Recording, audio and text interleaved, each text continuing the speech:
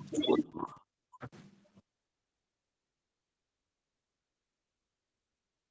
ओम। योग दर्शन समाधि पाद के 50 सूत्रों को हम पढ़ चुके हैं।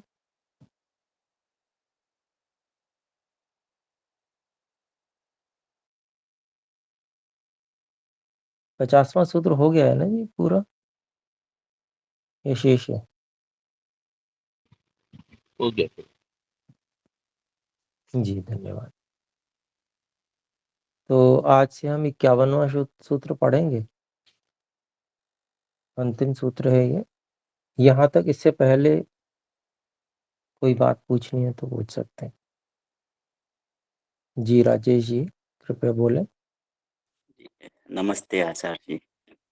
जी नमस्ते। ये मैं जो 50वें सूत्र में जो व्यास भाष्य का अनुवाद है उसको मतलब पढ़ रहा था, तो उसमें जो दूसरी पंक्ति है कि व्युत्थान संस्कारों के अभिभूत होने से उनसे उत्पन्न होने वाली वृत्तियां नहीं उत्पन्न होती। तो यहाँ पर जो अभिभूत होने से, तो ये अभिभूत होने का क्या यहाँ पे अर्थ हम लगाएं? दबने से, अभी संस्कार दब जाते हैं तो उनसे वृत्ति भी नहीं होती, ये मतलब है। तो अभिभूत होना मतलब अभाव होना या दब जाना। दब जाना। जी। और दूसरी मतलब मैं उसी से संबंधित एक है कि जैसे व्युत्थान संस्कार, और लिखा हुआ था उसमें कि क्षिप्त मूढ़ विक्षिप्त एकाग्र स्थिति में उत्पन्न संस्कार को व्युत्थान संस्कार के मतलब अंतर्गत हम बोल सकते हैं। जी ठीक और बात है। जो हम बहुत पहले जब क्लास मतलब ये योग दर्शन की कक्षा शुरू किए थे, तो उस स्थिति में एक ये भी थी कि एकाग्र जो अवस्था होती है अपनी, उसको हम संप्रज्ञात समाधि की भी अवस्था बोलते हैं। जी बिल्कुल। तो तो मतलब इसमें ये व्युत्थान संस्कार जो दब जाते हैं, तो ये हो गए अपने ऋतंभरा प्रज्ञा से उत्पन्न होने वाले संस्कार के समय ये होता है, तो ये संप्रज्ञात समाधि से भिन्न हो गई।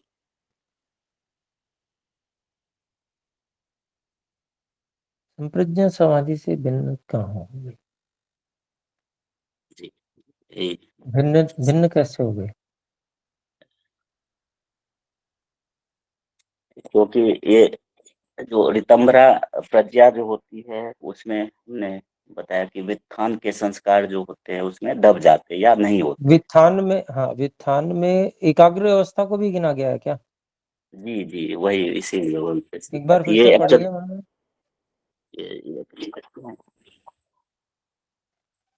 ये मतलब इस एक्चुअली ये है अपने 51वें सूत्र के वो में वो व्युत्थान से, तो उसमें एक है कि निरोध। 51वें सूत्र में जी वो अलग उसी विषय के हो गया ना, अलग विषय हो गया, आप आगे चले गए। जी जी आप समझिए उस चीज को। वित्थान जो है वो समाधि के विषय से भिन्न सभी विषय वित्थान होते हैं। जी तो अब वहां पर जो अगला सूत्र है वहां पर विषय असंप्रज्ञात समाधि का है। जब असंप्रज्ञात समाधि का विषय ईश्वर होगा तो फिर संप्रज्ञात समाधि का विषय भी वो वित्थान के अंतर्गत आ जाएगा। ओ जी जी जी, बहुत अच्छा। लेकिन यहाँ तक जो 50वें सूत्र तक है, जी अभी संप्रज्ञात समाधि की ही बात चल रही है, ख्याति की बात चल रही है। ख्याति, ऋतंभरा प्रज्ञा, ये सब विषय संप्रज्ञात समाधि के अंतर्गत है। असंप्रज्ञात समाधि में उस ख्याति को भी रोक दिया जाता है, उस ऋतंभरा प्रज्ञा का भी उपयोग नहीं किया जाता, क्योंकि ऋतंभरा प्रज्ञा का विषय जो है वो लौकिक सांसारिक है, प्राकृतिक है। वहां विषय ही नहीं है, वो ईश्वर विषय है केवल। जी समझ गया। इसीलिए पहले भी पढ़ा गया, ताम अपि ख्यातिम निरुणद्धि, उस ख्याति को भी रोक देता है। दूसरे सूत्र में पढ़ा था हमने व्यास भाष्य में। जी तो वो विषय ही नहीं है, मतलब जब विषय ही नहीं है तो फिर वो भी व्युत्थान ही के अंतर्गत आ गया, समझ लीजिए। समाधि समाधि से भिन्न विषय हो गया। ईश्वर विषय को छोड़कर अन्य सभी विषय जो भी सांसारिक हों वो सब व्युत्थान के अंतर्गत माने जाएंगे वहां पर। तो 51वें सूत्र की बात अब आने वाली है, उसकी हम बात करेंगे। ठीक। जी जी, अब स्पष्ट हो गया। धन्यवाद। जी, और कोई बात है? जी नहीं। जी ठीक है, तो फिर हम आगे बढ़ते हैं। देखिए 51वां सूत्र है, किं चास्य भवति किं च अस्य।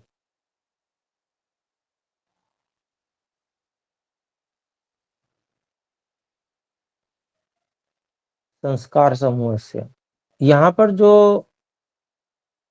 ऋतंभरा प्रज्ञा से तज्जह संस्कारो अन्य संस्कार प्रतिबंधी, तज्जह संस्कार ऋतंभरा प्रज्ञा से उत्पन्न होने वाले संस्कार, उनकी ही चर्चा चल रही है। वो अन्य संस्कारों को रोक देते हैं, उनको बाधित कर देते हैं, उत्पन्न होने से रोक देते हैं। तो वही संस्कार जो हैं, उन संस्कारों का क्या होता है भाई? आखिर वो भी तो संस्कार ही हैं। ऋतंभरा प्रज्ञा से जो उत्पन्न संस्कार हैं वो भी तो संस्कार हैं, और यद्यपि एकाग्र है, एकाग्र अवस्था में उत्पन्न हुए हैं, लेकिन है वो भी प्रकृति से संबंधित। और प्रकृति से संबंधित मतलब संसार से संबंधित। तो उसके लिए यहाँ पर सूत्र बनाया महर्षि पतंजलि जी ने, तस्यापि निरोधे सर्व निरोधात् सर्व निरोधान निर्बीजः समाधिः। तस्य अपि निरोधे सर्व निरोधात् निर्बीजः समाधिः।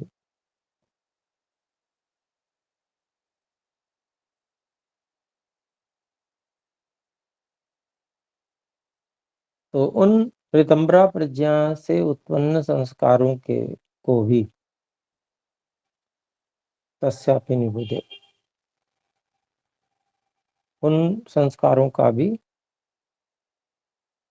निरोध कर देने पर, रोक देने पर, सभी संस्कारों के, सभी वृत्तियों के निरोधात्, रुक जाने से निर्बीज समाधि, निर्बीज समाधि होती है।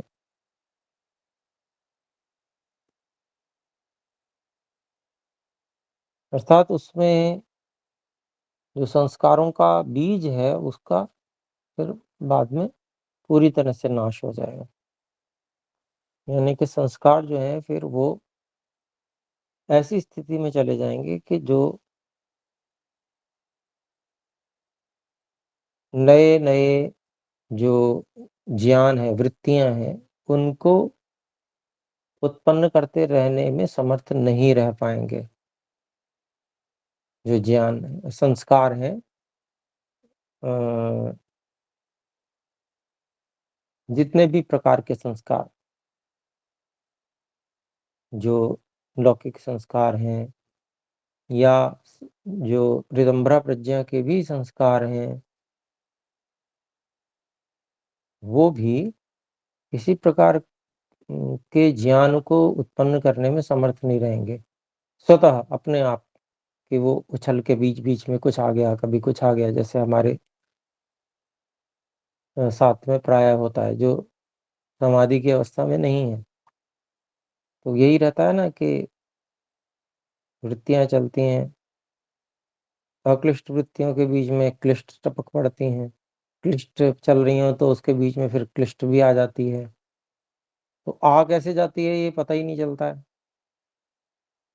व्यक्ति कहता है मैं तो बहुत रोकने की का प्रयास करता हूँ, ये वृत्तियां रुकती ही नहीं है।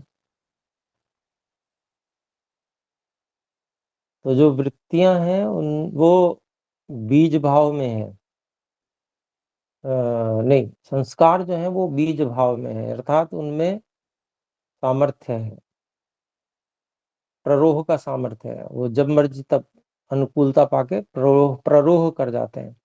प्ररोह मतलब उग जाते हैं, ज्ञान को उत्पन्न करने लगते हैं। निर्बीज का मतलब हो गया जब वो बीज ही नहीं रहा। तो यहाँ बीज क्या है? वो संस्कार जो क्लेशों से संबंधित। दो भाग किए जाते हैं, स्मृति और क्लेश।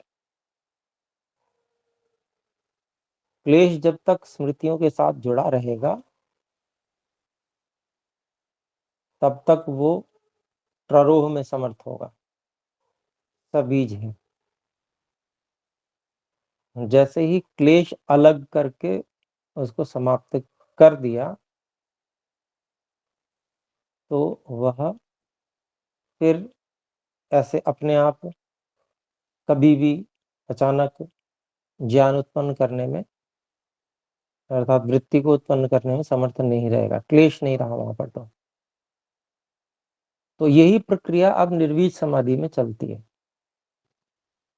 क्लेशों को प्रत्येक स्मृति में से समाप्त किया जाता है। वैसे ही जैसे भाड़ में चने के बीजों को भूना जाता है, उस अग्नि में जब बीजों को रखा जाता है कुछ देर, उस उष्णता में रखा जाता है तो वो भुन जाते हैं। उसमें से जो नमी और सामर्थ्य है वो इस प्रकार से अलग हो जाती है कि फिर दोबारा नमी जाए भी तो फिर वो उगने में समर्थ नहीं रह पाएंगे। इस प्रकार का की व्यवस्था वहां पर बन जाती है। तो यह भी ईश्वर के ज्ञान की अग्नि है। इसमें निरंतरता से जब उस अग्नि में वो संस्कार उसी अग्नि के साथ में रहते हैं तो वो क्लेश पृथक हो जाते हैं।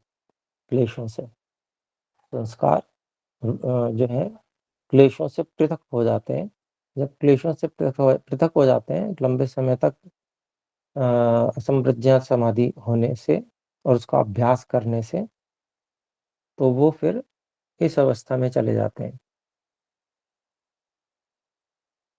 जिसमें वो फिर स्वतः प्ररोह में समर्थन न हो, अर्थात ज्ञान वृत्तियां उत्पन्न करने में स्वतः, जैसे अभी की स्थिति है ऐसी नहीं रहेगी। और असंप्रज्ञात समाधि में व्यक्ति लंबे समय तक रह सकता है। वृत्तियां जो है वो परेशान करती हैं। जो व्यक्ति असंप्रज्ञात समाधि नहीं लगा पाता है तो वो सारी समस्याएं फिर आगे जाके समाप्त हो जाएंगी। तो यही अब आप आगे देखते हैं। देखिए इसमें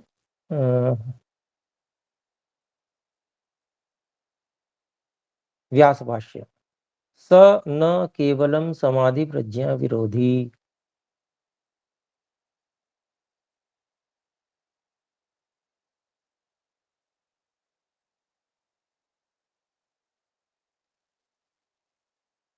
स निर्बीज समाधि।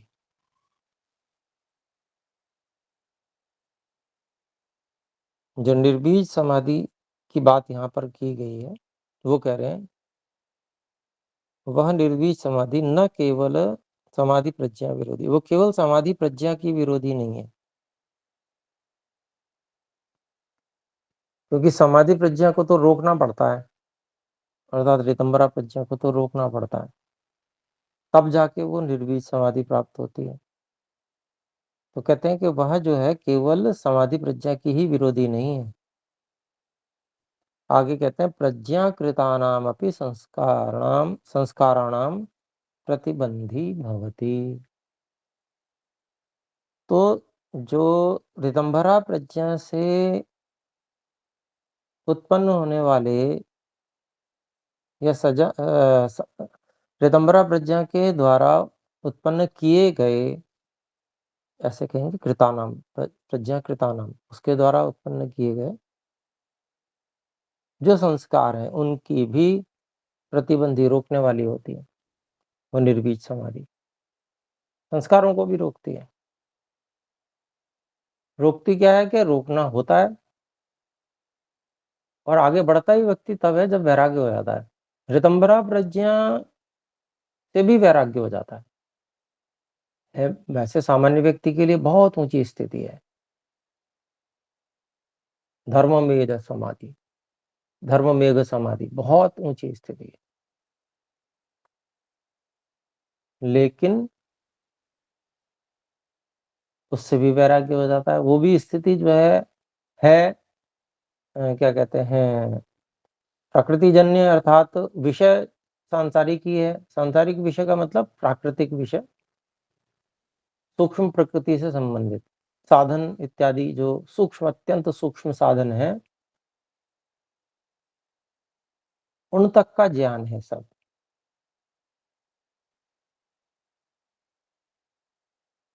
और कुछ आत्मज्ञान विषय भी है, अपना विषय।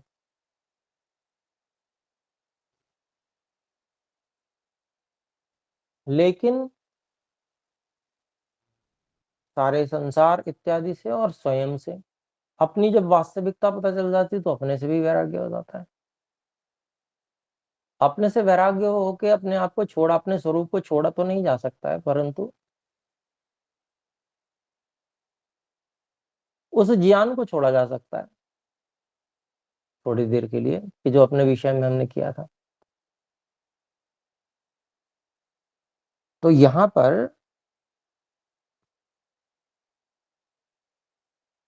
केवल समाधि प्रज्ञा अर्थात ऋतंभरा प्रज्ञा जो स्थिति प्राप्त हुई है समाधि की, जो संप्रज्ञा समाधि की स्थिति प्राप्त हुई है, उसको ही केवल नहीं रोकती निर्वीज समाधि, बल्कि उसके संस्कारों को भी रोक देती है। क्यों रोक देती है? क्योंकि वैराग्य हो जाता है। वैराग्य से ही सब कुछ होता है। मुख्य चीज वैराग्य और अभ्यास है। तो वैराग्य और अभ्यास, वैराग्य हो जाता है मुख्य, तो फिर अभ्यास भी व्यक्ति कर पाता है। वैराग्य ना हो तो अभ्यास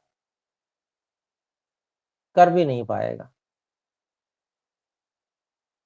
तो वैराग्य होता है तो व्यक्ति अभ्यास करता है उसको रोकने का, और कर पाता है। फिर कहते हैं आगे, कस्मात, इस कारण से उनको, उनके संस्कारों को भी रोक देती है। तो कहते हैं निरोधजः संस्कारः समाधि जान संस्कारान बाधत इति। तो क्या कहते हैं कि निरोध समाधि से जो उत्पन्न संस्कार होते हैं, वो समाधि से उत्पन्न होने वाले संस्कारों को रोकते हैं। समाधि यहाँ पर केवल अभी संप्रज्ञात समाधि की ही बात। समाधि जान मतलब समाधि से उत्पन्न, कौन सी? संप्रज्ञात समाधि से उत्पन्न। और निरोध यहाँ पर असंप्रज्ञात समाधि के लिए कहा गया है। तो निरोध संस्कार अर्थात असंप्रज्ञात समाधि से उत्पन्न संस्कार, समाधि जान अर्थात संप्रज्ञात समाधि से उत्पन्न संस्कारान संस्कारों को बाधत, रोक देते हैं, बाधते।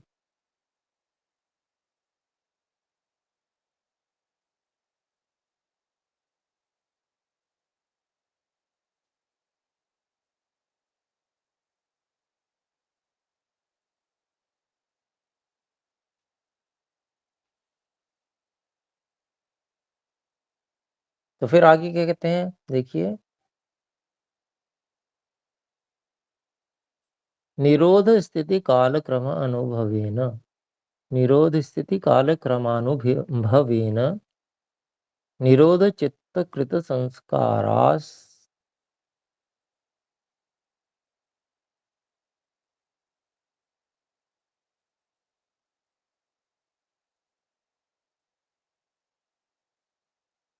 संस्कारास्तित्वमनुमेयम्।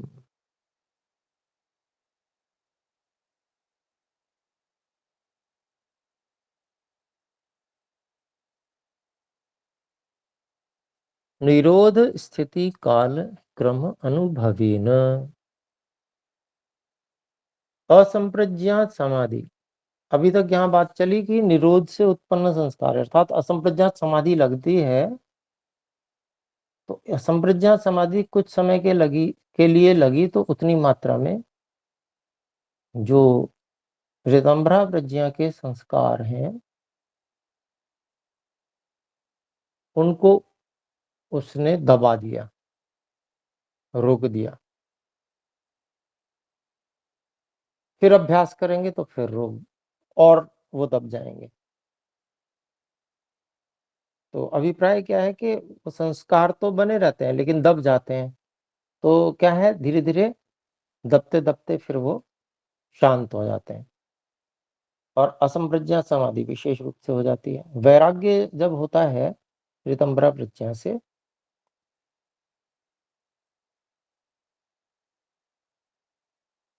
प्रश्न उठ सकता है कि क्यों होता है वैराग्य, वो भी विषय ले लेंगे। कि जब वैराग्य होता है तो वैराग्य का अभिप्राय ही यही है कि उसके प्रति तृष्णा या उसके प्रति जो आकर्षण है वो समाप्त हो जाना। कोई नई वस्तु होती है तो नई वस्तु से व्यक्ति आकर्षित करती है, उससे खेलता है, उसको उसको वही बार बार देखना चाहता है इत्यादि, बहुत सारी आकर्षण होते हैं उसमें। लेकिन वस्तु पुरानी हो जाती है, उससे खूब उपयोग भी ले लिया, उसके बाद में उसका आकर्षण समाप्त हो जाता है, उसकी सीमाएं पता चलने लगती हैं। कोई भी वस्तु होती है तो उसमें सीमाएं भी होती हैं। सीमाएं पहले विदित नहीं होती हैं, उपयोगिताएं दिखती हैं उसकी। जब तक उपयोगिताएं दिखती रहती हैं तब तक उसके प्रति आकर्षण रहता है। उपयोगिताओं से उपयोग ले चुकने के बाद में उनकी सीमाएं भी विशेष रूप से दिखने लगती हैं। जब सीमाएं दिखने लगती हैं तो अब इससे तो मैं ये भी नहीं कर सकता, वो भी नहीं कर सकता, इसलिए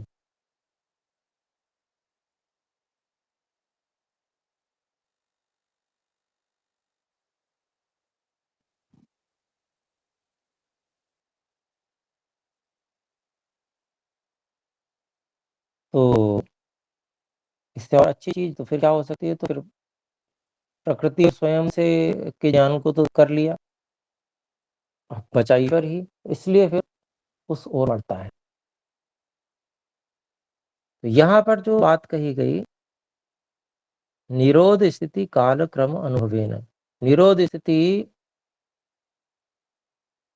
के समय के क्रम के अनुभव के द्वारा, अर्थात जितना जितना समय वो बीतता जाता है निरोध स्थिति का, अर्थात असंप्रज्ञात समाधि का, अर्थात वो जितने अधिक समय इस असंप्रज्ञात समाधि को लगाता है, निरोध चित्त कृत संस्कार, तो निरोध चित्त के द्वारा उत्पन्न जो संस्कार हैं उनके अस्तित्व का अनुमान किया जाता है, करना चाहिए।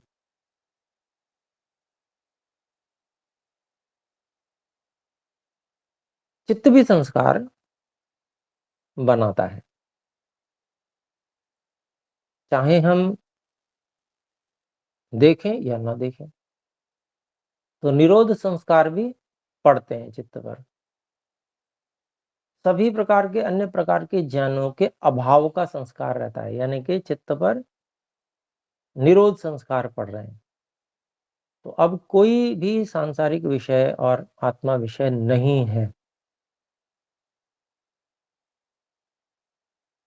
तो यह संस्कार विशेष रूप से पड़ता है,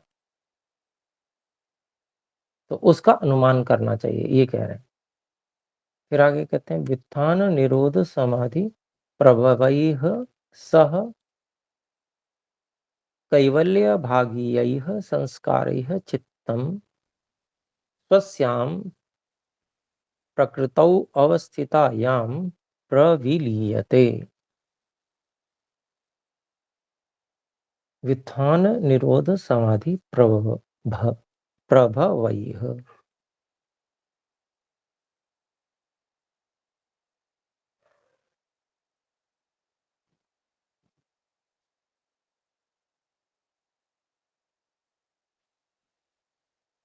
तो वित्थान, यहाँ वित्थान जो है वो सामान्य व्युत्थान नहीं है।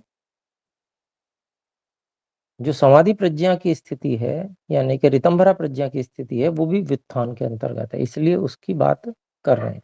उस समय सामान्य संस्कार विशेष नहीं रहते, वो खाने पीने भोगने इत्यादि के, लेकिन ऋतंभरा प्रज्ञा के जो संस्कार होते हैं वो व्युत्थान संस्कार कहे जाएंगे। और निरोध समाधि प्रभव है, और निरुद्ध अवस्था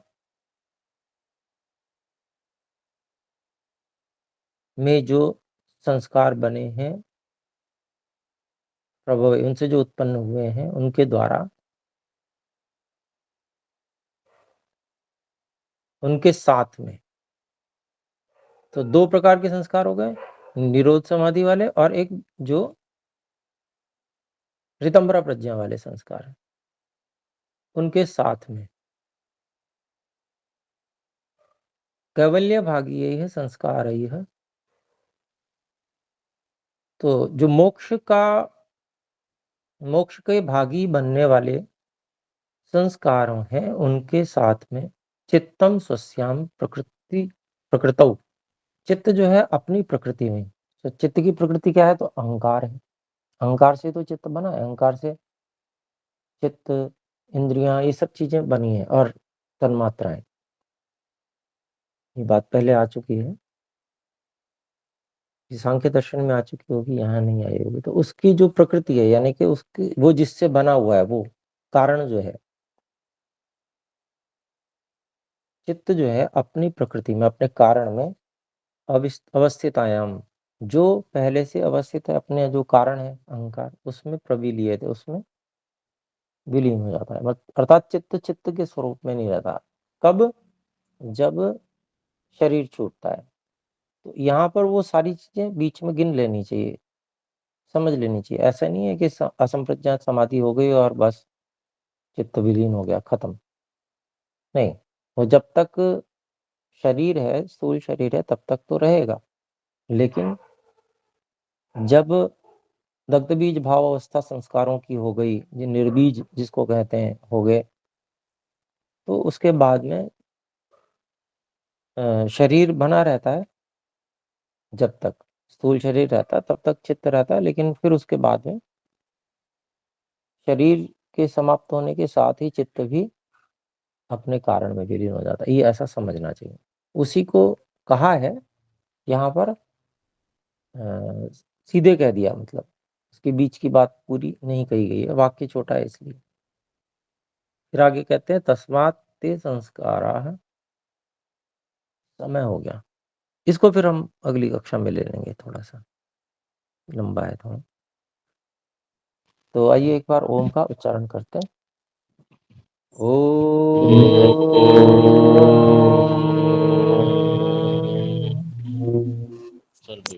सर्वेभ्यो नमः।